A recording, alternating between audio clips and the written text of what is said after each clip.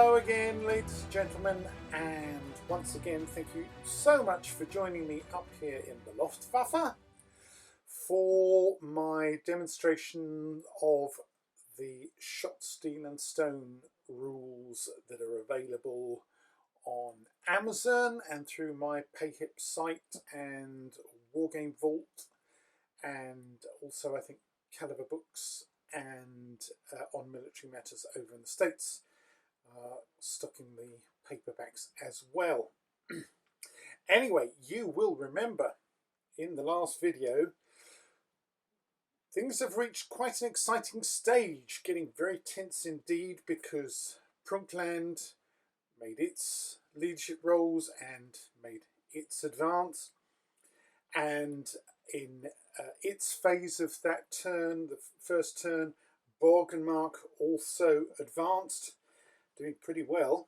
And also we had the instance where the Commander-in-Chief stepped in to correct an oversight on the use of the howitzer down here, and decided to use his intelligence as an alternative to the normal leadership roles. And this is something that, you know, would only really apply to a solo player, or if you've got a couple of friends who are playing Imaginations and you like using those kind of Dungeons and Dragons characteristics, personality characteristics. We allowed him to use his intelligence to say, aha, I can see that the howitzer over here is going to have its field of fire blocked, so it's doing no good whatsoever there. So he got it limbered up. I should also point out that, yes, there's something slightly confusing in the rules, because when it comes to artillery, limbering and unlimbering, in this period, the mid-18th century, it's a full move kind of thing. You know, if your artillery wants to limber or unlimber, really, it's pretty much a whole move kind of thing. But also you can see that in the movement penalties and bonuses table, it says infantry or artillery shooting and moving or vice versa takes off 2 base widths. And I should clarify that if you want to use that option, so you just lose two base widths of the normal movement of 3 for foot artillery, you can do that. Anyway, let's crack on, because here we are. You'll remember at the end of the last video we said, right, okay, there's 2 different ways you can use initiative. You could all just do it once and I go, you go, I go, you go, or you can roll each turn to see who's grabbed the initiative. You could, of course, instead of rolling dice, you could draw a playing card, something like that. You know, you'll do whatever you feel like doing is most fun. But in this case we rolled dice, and it turns out that in this turn, turn 2, Borgan Mark gets to go first. So effectively it's had 2 turns, you know, one after the other. If you don't like that idea, then by all means just stick with I go, you go, I go, you go. So Borgan Mark, we're back to leadership again, aren't we? Much closer now. As we determined, no one's quite yet in range. Don't forget that the Borgan Mark Jäger down here, they've only got muskets, so that's their maximum range. So even they're not quite in range, but we're getting close. So let's give some orders. Crack on with that. So, as the commander of Borgan Mark, as General für särskilda militära expeditioner, Thomas Afhemi, there he is. And he's going to have a think. He's going to get, right, okay, we're getting very close. So what he wants to do, because he's got the initiative, he can tell that he's grasped the nettle here.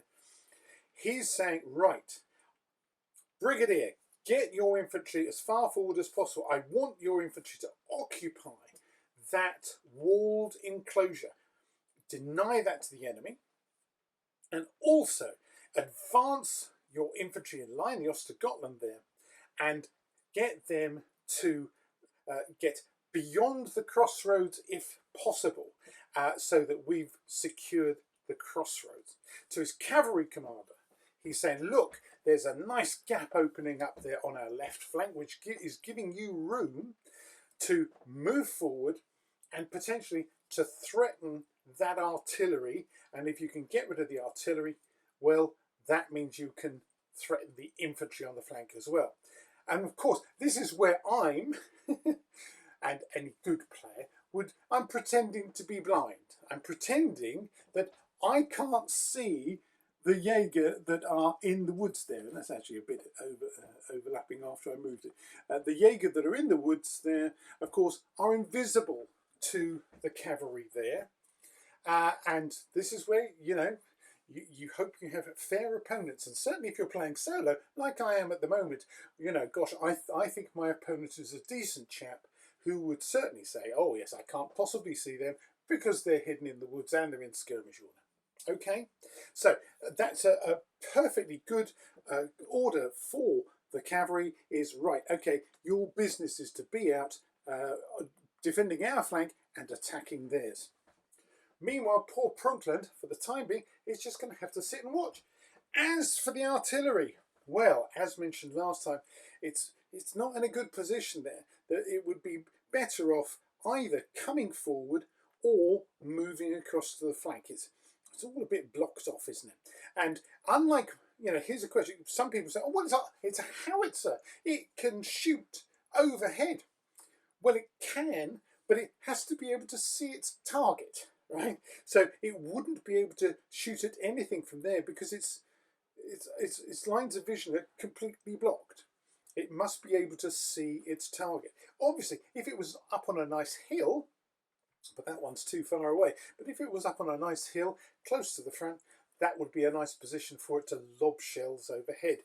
But in these circumstances, I'm afraid, it's not much it can do. It's looking for somewhere where it can set up a battery position where it can see the enemy. And maybe its time will come later.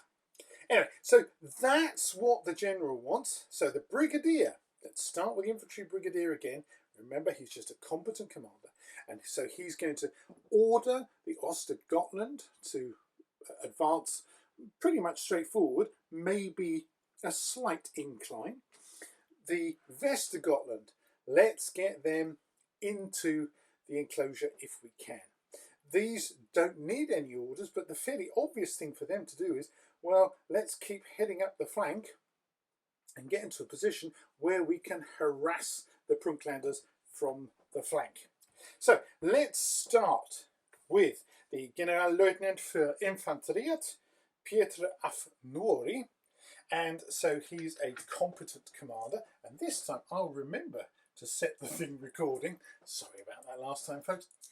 And he needs to roll clearly an 8 or less. So let's go. And he rolls a 5, which is, wow, that's fantastic. That's fantastic. Because that, again, is a pass by more than 2. And so that means that his infantry regiments will get an extra base width. Now, this is where we double check, but certainly we are well within the 12 base widths, okay? It's up to you whether you allow measuring, but it's, you know, in these circumstances, there's not going to be any bonuses for any of this infantry because that is within 12 base widths of the enemy. And the cavalry now, well, they're not within 12 base widths of these, but of course, yes, they are within 12 base widths easily now of the infantry in the woods. So that means it's all going to be relatively normal movement. So again, let me go and do the movement and then we'll pick up again once I've done all the boring stuff, and I'll speed this bit up for you. Okay?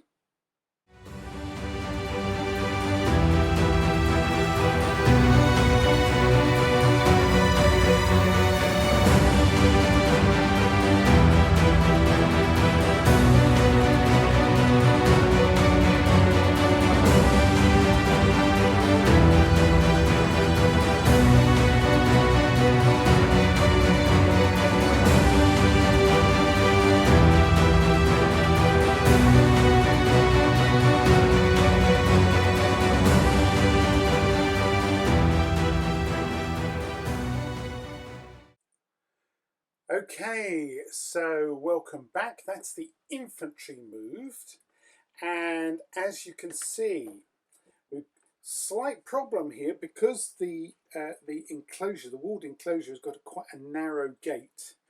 This unit has had to reduce its frontage from a column of attack to a column of march in order to pass through the defile. And you'll see in your list of movement penalties and bonuses that there is a penalty of 1 base width for passing through a defile.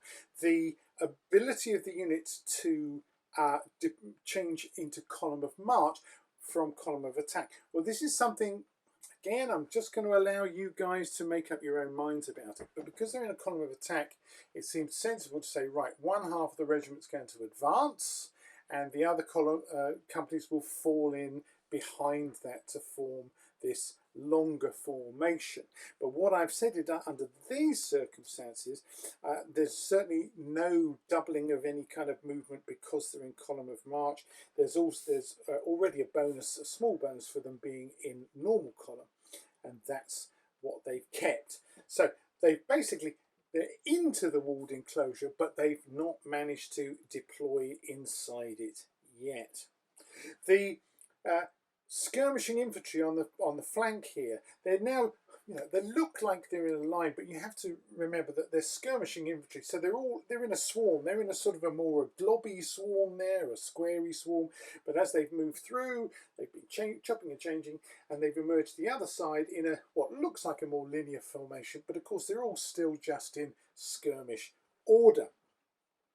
The Ostgotland infantry have managed to advance, and I'm not going to reveal yet as to whether they're actually within musketry range. Let's let that be a surprise. And so now the final thing is we're going to find out what the cavalry commander's role is. So let's have a look for him. Okay, let's grab these dice out of the way. And okay, so this is for Generalleutnant von Kavalleriet Anton af Kilpi. Okay, and let's roll. He again needs an 8 or less. And he's rolled an 8. So that's a normal pass. There's nothing spectacular about that. It's just a normal pass. Perfectly acceptable. So everything will just happen normally. So they're heavy cavalry, and they are going to be able to move 5 base width. So again, I'll do a little fast forward while I do the uncomfortable business of stretching over to that side of the table. Because obviously, normally you'd be playing from long edge to long edge, but in this scenario, it's along the length of the table, and my table's 6 feet wide, and because I have a certain girth, it's a bit more tricky for me to reach the middle. So, back to you in just a minute.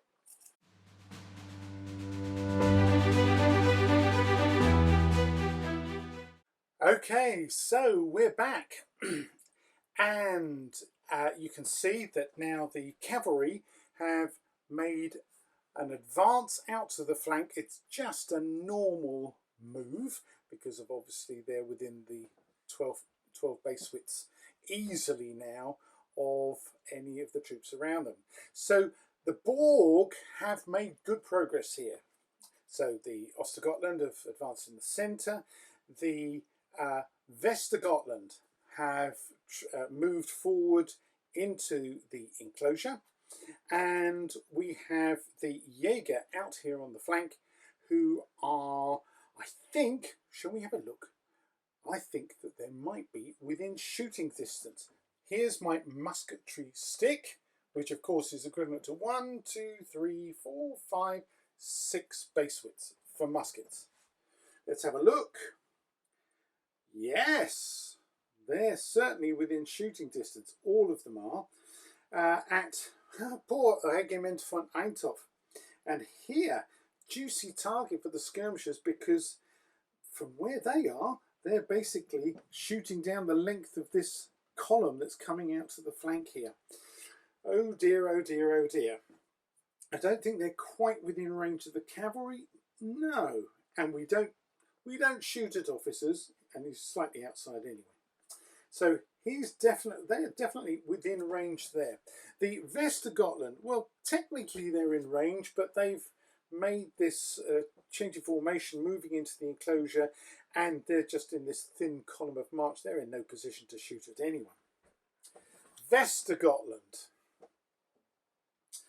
Well, look at that. They are just at extreme range, in range of both von der Venture and von Einthoff. But, okay, technically they can't open fire. If they'd wanted to move and open fire, they would have had to have deducted a base width from their movement.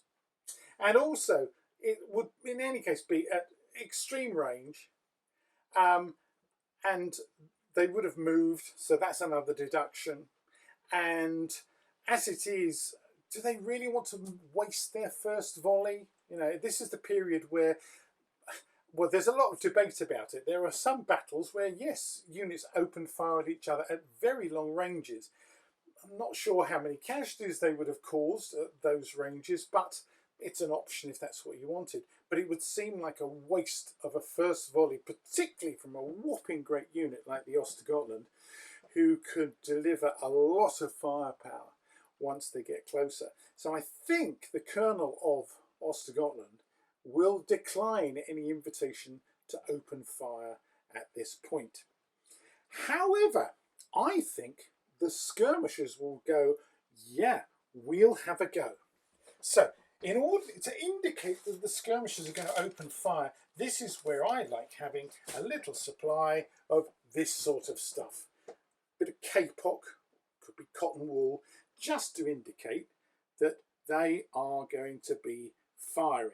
And it's up to you how you do it, okay? But for visual purposes, I think it looks nice to show that those bases are opening fire. So here we go. Here's the procedure, ladies and gentlemen. Woo! So the range for all of them, they're all in the blue there.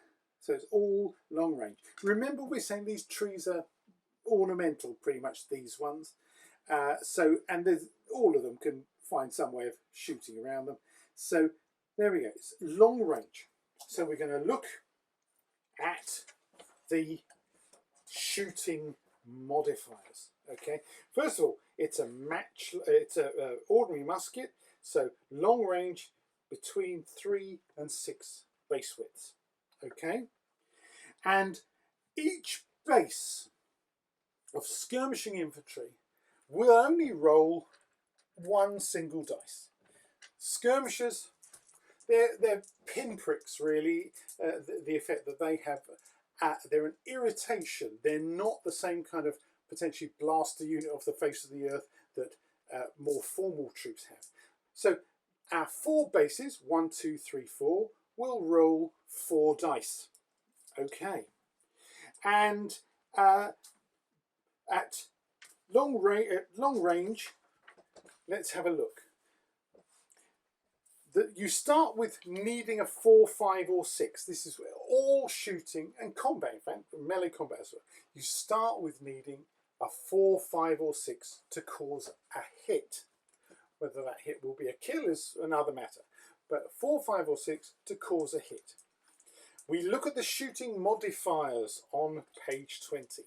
And right at the top of the list there, oh, we're happy about this. That's a +1, which means that they'll only need 3, 4, 5 or 6. We're not enflading from the flank. We are neither A class nor C class. The target's not skirmish order or open order. The target is, however, at long range, which is -1. So we're back to 4s, 5s and 6s. No one's in any kind of cover. They're not suffering any kind of disruption. This is another occasion where disruption would come in, as I mentioned earlier. No one's wearing any armour. It is a first volley, first shot. Now, it's up to you. Because they've gone into battle with their muskets already loaded and they're not having to scramble to reload, I think it's fair to apply that even to skirmishers. Some people might say, nah, that only applies to troops of the line, but I think it's fair enough to apply it to skirmishers because they've taken their time back at camp to load their muskets properly under no pressure. So I'm going to say again 3, 4, 5 or 6, but the shooting unit has moved this turn. So we're back to 4s, 5s and 6s. So we've got 4 chances of a 4, 5 or 6. And again, let me remember to turn on the video. Here we go. 4s, 5s and 6s. And we've got 2 4s. Those 2 don't count. So that's 2 hits. Okay. Fantastic. Regiment von Eintopf. The front rank there going, hang on a minute, oi, we don't like this. So immediately now they get to attempt to save against those hits. And the weapon inflicting the hits is a musket in this case. So they need 4s, 5s or 6s to save. So Prunkland has 2 hits to try and save with 4s, 5s and 6s. So this is where my dear von Eintopf, I'm going to give that a good roll. 4s, 5s and 6s.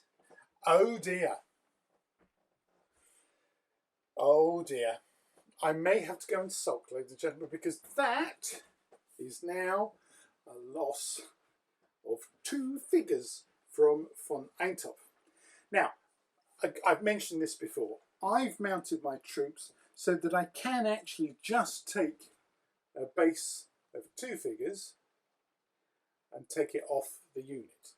As an alternative, I mean something that a lot of people like to do nowadays, and again I'll put this under the camera, is you might have some little dice holders. If you don't have your units mounted that way, you might have a little dice holder like this, where you could put little tiny dice showing a 2 on the dice holder, mounted on an old coin of some denomination. I'm not sure if you're allowed to do this, but there we go. A lot of us do. And so what you could do, instead of taking figures off the table, you could put that and let it fall around the unit until you reach a total of 6, at which point you would take off a base of 6 figures. Okay, but it's just, I like to see the unit being whittled down, and so I'm going to take those 2 figures and put them over here. Oh dear. Right, and it's at this point, if you like, you can take the fluff off the unit that fired, assuming that's all the shooting that's going on at the moment. Now, potentially you could say that Regiment von Eintopf could be eligible to take a reaction test, but it's not really affected very much by that. It's just, it's taken its first casualties. You could say, if you wanted to, at certain periods of history where units are more fragile than others, there were some units that ran away at the first shot. You could say, for example, this was an American War of Independence game and they're militia. Yeah, they take a reaction test. However, these are good, solid, B-class, mid-18th century troops, highly trained, highly drilled. Remember, this is 2 casualties out of a unit strength of 48. That's not a very high proportion.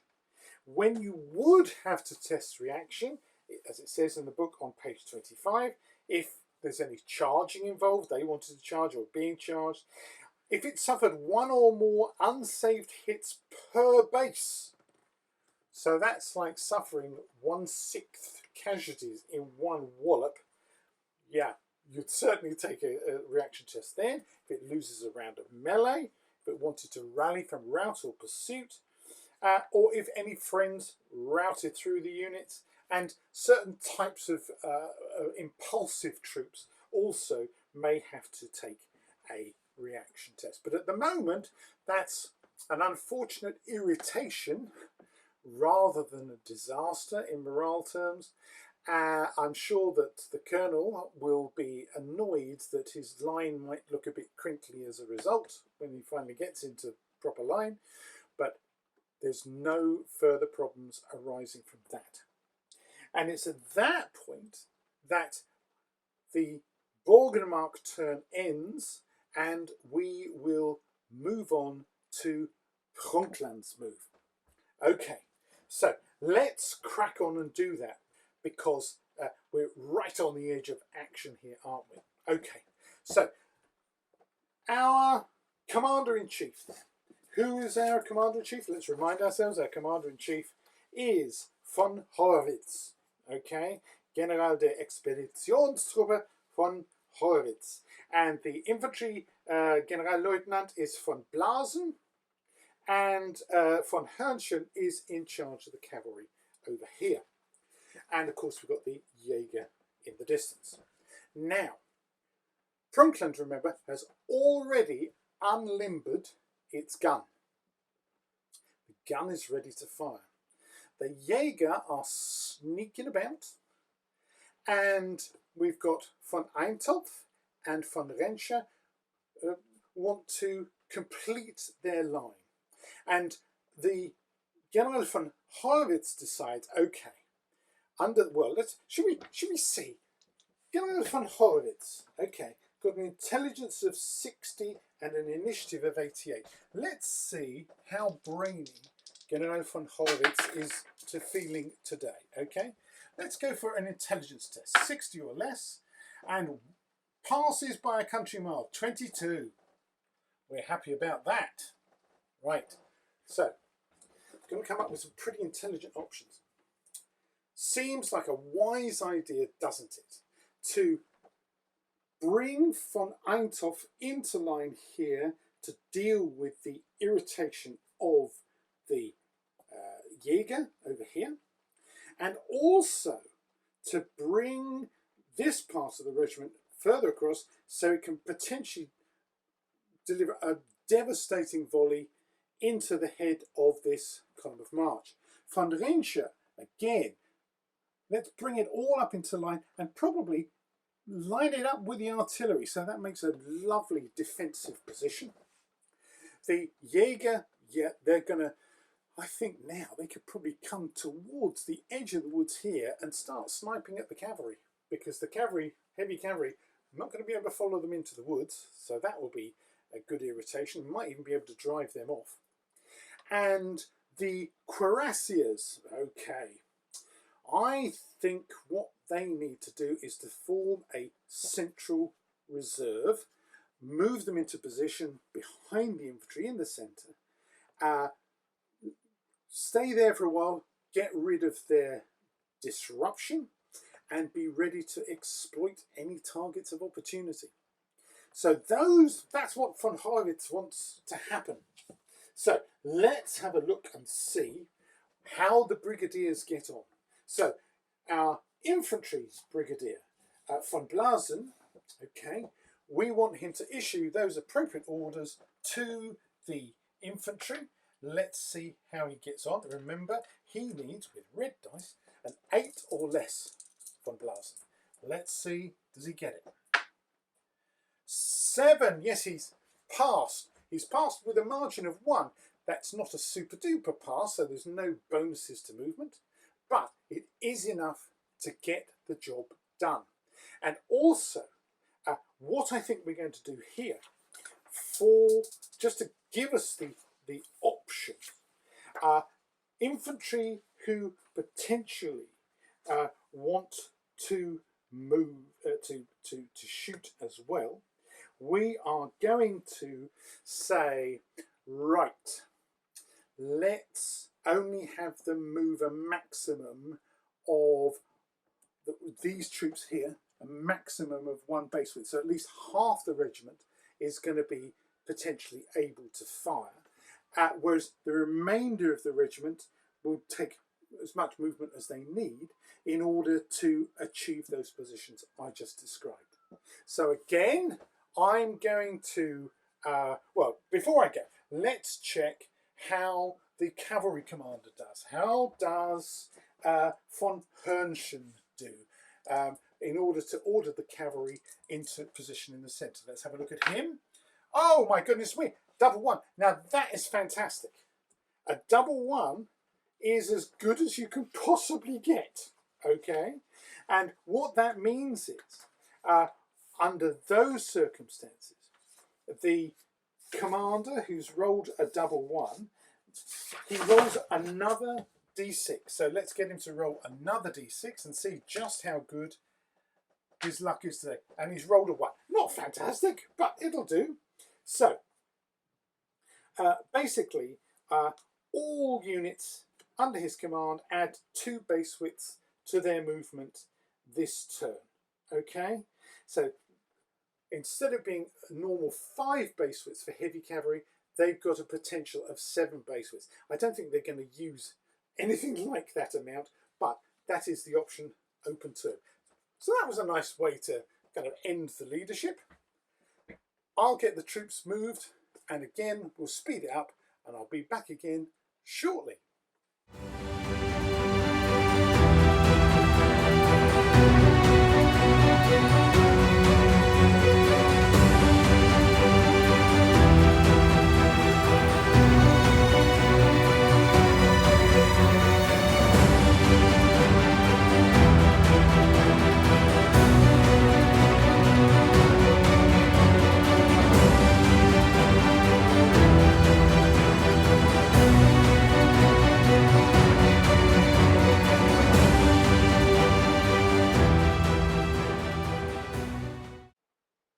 Okay, we're back.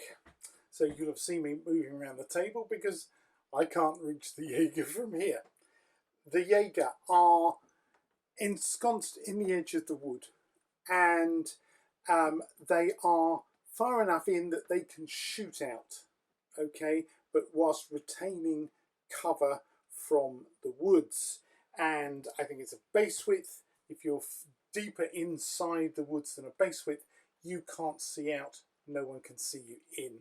But obviously you can't fire out either. So they're in the edge of the woods, they're where you get all the scrubby bits at the edge of the woodland, and so they're getting soft cover from those trees, but they are now going to probably be visible. They've not moved very far. They've deliberately kept their move relatively short, so potentially at the end of it they can take a pot shot. Well, let's have a look. Okay, we know, yes, it's long range. Yes, it's long range. Now we know that this half of von Venture and this part of von Eintopf have only moved a single base width, so they can potentially open fire if they want to.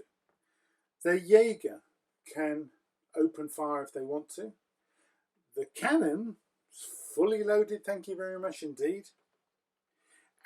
This part of von Eintopf is basically has moved too far to be able to shoot at the Jaeger, and in any case, shooting at troops in skirmish order after having moved, it could be a bit of a waste of ammunition. But anyway, there's certainly, I think, going to be some shooting. And we always start with the artillery. The artillery has the greatest effect. So what I'm going to do is to get my medium artillery range stick. It's quite big. And whoops, smacking myself on the back of the head. Okay. Medium artillery, let's have a look. Okay, I don't know if you can see that, but what it shows is that the near end of Ostergotland infantry is in the red zone. I could shoot at the cavalry, but it's only fair to shoot at the closest threat. That's the Ostergotland infantry. So our medium artillery is going to take a shot. Now, if you want to know what the equivalent is, that's all in the rules. Okay, so if you were to turn to page 19 in the rules, you'll see that for medium artillery near the bottom, short range is 4 base widths, medium range is up to 12 base widths, and long range is 24 base widths, which on a table this size is most of the table. Heavy artillery, of course, is even further. All right, but it's in the red zone, and the significance of the red zone, of course, is that that represents canister fire, if you wanted it. Okay, so let's have a look. When you're rolling your dice, again on page 19, the shooting procedure, medium artillery rolls 4 dice per gun model. And of course, you will have noted that that's represented by the fact that there are 4 gunner figures. 1, 2, 3, 4. Let's do the honours, of course, and get a bit of smoke for the gun. Like this sort of thing, to an aid memoir that's opening fire. There's a bit of smoke, as much as you like. Okay. Okay. And you'll see underneath the little list there that shows you how many dice you need to roll, it says at close range all artillery may roll 1 extra die to simulate the effects of canister. Okay, so instead of 4 dice, I pick up 5 dice. Okay, and again we're always looking for a 4, 5 or 6. Now let's have a look. They're not a dense target because they're in line. Lucky for them, I'm not enfilading them, I'm not A-class, sadly, and so on. No one's in skirmish order or open order. The target is at short range. So instead of 4, 5s or 6s, I need 3, 4, 5 or 6. Okay, no one's in any cover or fortifications. I'm not disrupted. I've been there waiting. So we've got 3, 4s, 5 or 6. First volley doesn't count for cannon. All right. So, and I haven't moved. 3, 4, 5 or 6 with 5 dice. Let's have a look. Are we ready? Okay, we've got a miss, but 1, 2, 3, 4 hits. Ouch. Okay. Now, Ostergotland gets a chance to try and save those hits, but they're from cannon. So they would need 6s to save. So they've got 4 chances of a 6 to save. Ready? Someone's going to be praying. Oh dear. None of those look like 6s to me. So the Ostergotland regiment loses 4 figures. And it's only fair that they get taken from that end of the unit.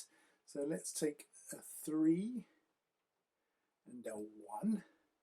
Okay. And let's put that one there and that one there.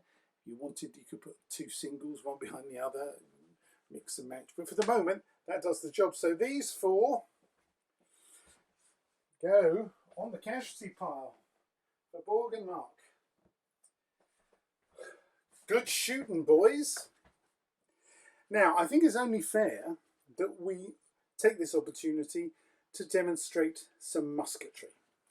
Okay, so I'm going to say that this half of von Einthoff, which hasn't moved, remember, and that part of von Renscher, which did move, are going to open fire.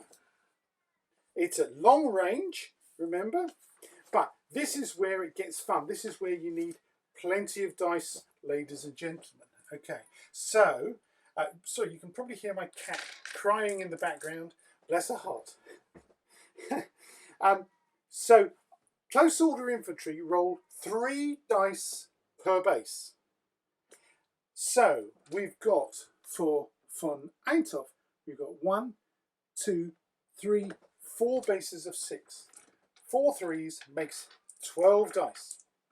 1, 2, 3, 4, 5, 6, 7, 8, 9, 10, 11, 12. Okay. Again, I'm going to indicate that von Einthoff is opening fire. Okay. Plenty of musketry smoke here. Okay. 12 dice. It's at long range. So we know that's -1. So we're at 5s and 6s. But it's the first volley. 4s, 5s and 6s. There's nothing else there. No cover, no disruption, no nothing. So here we go. A lovely big bucket of dice for von Einthoff's first volley. Right. Gosh, let's get rid of the low score ones. That looks like 5 hits. Okay, 5 hits. So the Borg have to save 5 hits from muskets.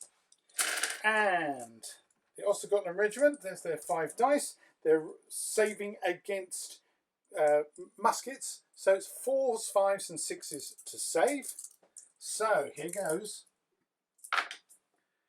And they save 2, so that's 3 more casualties. Gosh. Well, that tidies up the end of the line.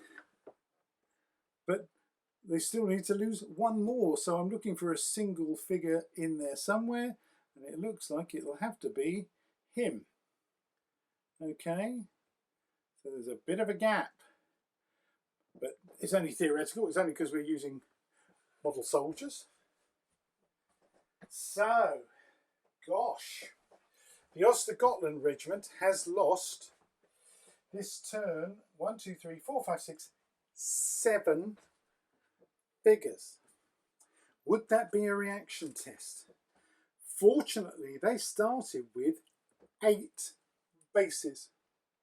6 8s are 48, plus the command stand, but we don't count that in here.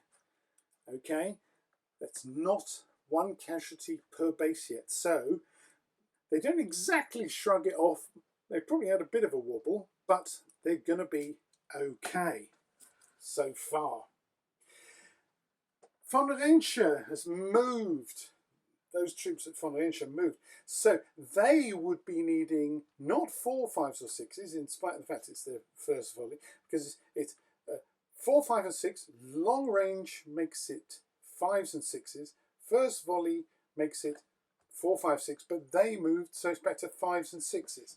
But I think let's give them a go. Here they've got 1, 2, 3 bases. 3 things are 9 dice. Okay. So let's give it a go. 5s and 6s with 9 dice. And oh, there's a couple in there. 1, 2, 3, 4. 4.